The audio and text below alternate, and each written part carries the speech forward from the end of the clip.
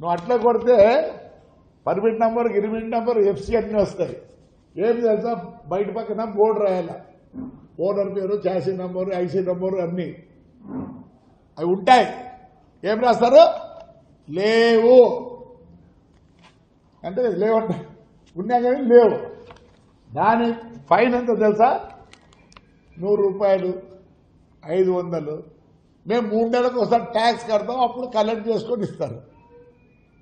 MB act ఉంది. అందుకే నేను హైకోర్టుకు పోయినా, హైకోర్టుకు పోతే ఆర్డర్ ఏమి ఇచ్చినారు చూడండి. ఈ డబ్బులు గవర్నమెంట్లో కానీ ఇండివిజువల్గా ఎవడో నీ బస్సు పట్టుకున్నారో ఇమ్మన్నారు.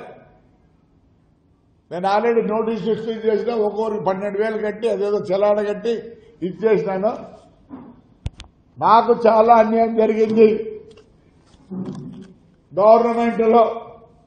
ఎవరు గవర్నమెంట్లో? వైఎస్ఆర్ గవర్నమెంట్లో.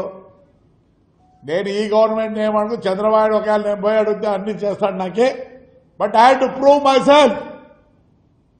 లేదంటే రేపు ఆయన అంటారు. దీంట్లో సీతారామాంజనులు మెయిన్. సీతారామాంజులు వదలను. వాడు పేరుని నాని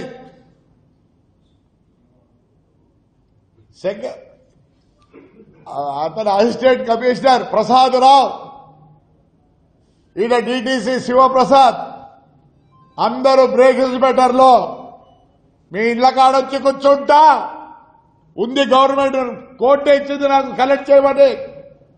ఈరోజు నేను బస్సు కొనాలి, 50 లక్షలు కావాలి.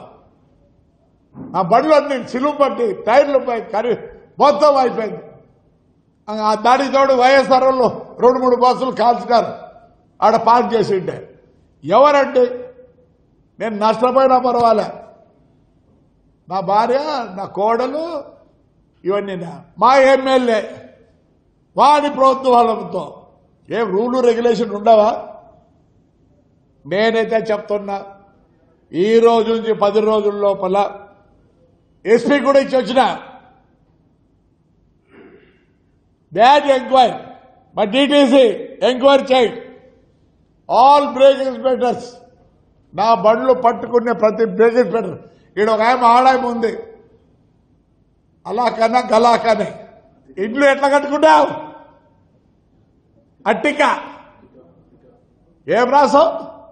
ఫస్ట్ ఎయిడ్ రాదని రాసావా? సీజ్ చేస్తావు బండిని. నువ్వైతే బాగా కులకాల ఇంట్లో కులుక్కుంటావా? నువ్వు ఏమనుకుంటున్నావు? ప్రతి బ్రేక్ ఇన్స్పెక్టర్ చెప్తానా, మీ ఇండ్ల కాడ కూర్చోండి కాంపెన్సేషన్ కట్టించుకుంటా. మీ చేతులైతే ఆగే పోలీసు లేదు, గాలీసు లేదు. నేను న్యాయం కోరుతాను.